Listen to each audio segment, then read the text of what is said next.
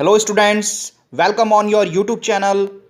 Students, हमने last slide में जो प्रीवियस वीडियो थी हमारी उसमें ये पढ़ा था कि what is the atmospheric refraction. अब उस एटमॉस्फेरिक रिफ्रैक्शन के ऊपर बेस्ड कुछ प्रैक्टिकल एग्जांपल्स हैं आपके, जो नेचुरल से रिलेटेड है, जो नेचर से रिलेटेड है, वो अपन कुछ यहाँ देखने वाले हैं। तो first example is the star seen higher than they actually are. मतलब जितनी ऊंचाई पर वो होते हैं, जितने एल्टीट्यूड्स पर वो होते हैं, उससे ज़्यादा वो हमको दिखाई देते हैं। तो इसके लिए मैं आपको सजेस्ट करूँगा कि सबसे पहले आप एटमॉस्फेरिक रिफ्रैक्शन की जो वीडियोज़ हैं वो देखिए, उसके बाद ही सारे ये एग्जांपल्स आपको समझ में आएंगे स्टूडेंट्स। तो चलिए स्टार्ट करते हैं। देखिए यहाँ पर सबसे पहले मैं कुछ ये लाइंस बना रहा हूँ, इसको ज़रा ध्यान से देखिए। ये एटमॉस्फेरिक रिफ्रैक्शन के अंदर मैंने आपके लिए बनाई थी, और जो लाइन थी ये कुछ ऐसे जा रही थी। ये जो लाइट रेज है ये कुछ ऐसे जाती थी स्टूडेंट्स, दिख रहा है आपको? ऐसे ये कर्व्ड पाथ पर मूव हो जाती थी, स्ट्रेट पाथ पर नहीं जाती थी। ठीक है, अच्छा जब ऊपर से नीचे आएगी तब ये ऐसे मूव हो जाएगी। समझ में आ रहा है? ये एटमॉस्फेरिक रिफ्रैक्शन में आपको मैं बता चुका हूँ। स्टूडेंट्स समझ लेते हैं एक बार ये बोलना क्या चाह रहा है, और उसके बाद हम इसको लिखेंगे।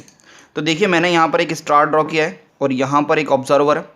तो क्या होता है स्टूडेंट्स, ये जो लाइट रेज आती हैं ये तो हमारे लिए ऑब्जेक्ट का काम कर रहा है, ये तो हमारे लिए ऑब्जेक्ट का काम कर रहा है। तो जब यहाँ से लाइट रेज आती है स्टूडेंट्स, तो वो कुछ ऐसी आती है, ऊपर से नीचे आ रही है, ऊपर से नीचे आ रही है, तो कुछ ऐसे टिल्ट होकर आ जाती है स्टूडेंट्स। ये टिल्ट होकर आती है ऐसे। समझ में आ रहा है स्टूडेंट्स? अब क्या होगा स्टूडेंट्स, ये जो लाइट रेज है, ये जो लाइट रेज है जो हमारी आइज में गई है, ये कुछ ऐसे ऐसे रिफ्रैक्ट हो जाती है, और यहाँ पर इसकी इमेज फॉर्म हो जाती है। इस स्टार की इमेज जो होती है वो यहाँ पर फॉर्म हो जाती है स्टूडेंट्स। समझ में आ रहा है? तो ये इस तरीके से हमको ये दिखाई देता है। ये ऐसा क्यों होता है, ये मैं आपको एटमॉस्फेरिक रिफ्रैक्शन बता चुका हूँ कि जो लाइन जो कर्व्ड पाथ के अंदर क्यों मूव करती है स्टूडेंट्स। चलिए अब आगे इसके बारे में देखते हैं। नाउ स्टूडेंट्स मैंने इसके बारे में लिख लिया है। As the light from a star enters the earth surface earth atmosphere. जो लाइट होती है स्टार से, वो जब एंटर करती है किस में, अर्थ एटमॉस्फेयर में, it undergoes the refraction and bends towards the normal each time due to the refraction. जो लाइट होती है जब वो अर्थ एटमॉस्फेयर में एंटर करती है, तो वो बार बार में उसके साथ में रिफ्रैक्शन फिनोमेना होता है, और वो बार बार में बैंड करती है नॉर्मल की तरफ। ठीक है, चलिए आगे देखिए। Therefore the apparent position of the star is slightly different from its actual position. देखिए यहाँ पर ये वाली इसकी एक्चुअल पोजीशन है, और ये इसकी अपरेंट पोजीशन है। जब ऊपर से नीचे आते हैं ना स्टूडेंट्स, ऊपर से जब नीचे आते हैं ना, तो रिफ्रैक्टिव इंडेक्स की वैल्यू क्या हो जाती है, डिक्रीज होने लग जाती है। रिफ्रैक्टिव इंडेक्स की वैल्यू डिक्रीज होने लग जाती है।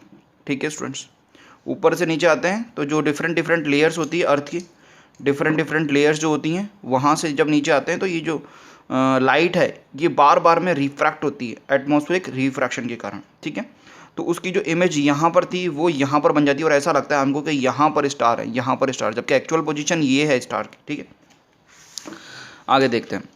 The star appears to be slightly higher than its actual position students. तो जो स्टार होता है वो हमको एक्चुअल पोजीशन पे ना दिखकर अपरेंट पोजीशन पर दिखाई देता है students. Now the second example based on the atmospheric refraction is the twinkling of a star. Why do the stars twinkle? The twinkling of a star is due to the atmospheric refraction. देखिए ये भी atmospheric refraction के ऊपर ही based है। Of starlight. As the, यहाँ पर star की लाइट होती है, as the light from the star enters the earth atmosphere. वापस से जो स्टार की लाइट है वो अर्थ के जो एटमॉस्फेयर है उसमें एंटर करती है। It undergoes the refractions due to the varying optical densities of the air at the various altitudes. यहाँ पर ये ऑप्टिकल डेंसिटीज का क्या मतलब होता है स्टूडेंट्स, ये जो रिफ्रैक्टिव इंडेक्स है वो बार बार में चेंज होता है। देखिए मैंने यहाँ पर बना भी रखा है, ये जो रिफ्रैक्टिव इंडेक्स है ये बार बार में क्या होता है स्टूडेंट्स, चेंज होता है जब अपन ऊपर से नीचे आते हैं। ठीक है, the continuous changing the atmospheric refract the light. जो बार बार में जो एटमॉस्फेयर चेंज हो रहा है वो क्या करता है, रिफ्लेक्ट करता है, रिफ्रैक्ट करता है लाइट को बार बार में फॉर द डिफरेंट अमाउंट्स, कभी कम कभी ज़्यादा, कभी कम कभी ज़्यादा। In this way the star light reaching our eyes increases and decreases continuously. And जो इस टाइप से जो स्टार लाइट है जब हमारी आइज में पहुंचती है तो क्या होती है, कभी कम होती है कभी ज़्यादा, कभी कम होती है कभी ज़्यादा, ये कंटिन्यूसली होता है। And the stars appears to be the twinkle at night. तो जो नाइट होती है ना, उसके अंदर, नाइट के अंदर जो स्टार्स होते हैं वो हमको ट्विंकल करते हुए दिखाई देते हैं। Now student, twinkling of star जो होता है, बट जो प्लैनेट्स होते हैं वो ट्विंकलिंग क्यों नहीं करते, तो इसका एक मैं आपको डायग्राम के थ्रू समझाता हूँ। देखिए स्टूडेंट्स, ये अपना अर्थ है, ये यहाँ पर प्लेनेट है, यहाँ से क्या बहुत सारी लाइट आती है, यहाँ से क्या बहुत सारी लाइट आती है अर्थ तक। अब यहाँ पर जो लाइट आ रही है ना स्टूडेंट्स, ये तो बहुत ज़्यादा है, मच ग्रेटर है, मच ग्रेटर है, मच ग्रेटर है। बट इसके अंदर जो ये एटमॉस्फेरिक रिफ्रैक्शन का जो फिनोमेना होता है ना, ये बहुत कम होता है। ये क्यों कम होता है? मतलब ये जो प्लैनेट्स होते हैं ये बहुत ज़्यादा पास में होते हैं to the earth as compare to the stars. तो इसके अंदर जो फ्लक्चुएशंस होते हैं, जो एटमॉस्फेरिक रिफ्रैक्शन का जो फिनोमेना होता है, ये as compare to the light reaching to earth, it is comparable और द नेग्लिजिबल।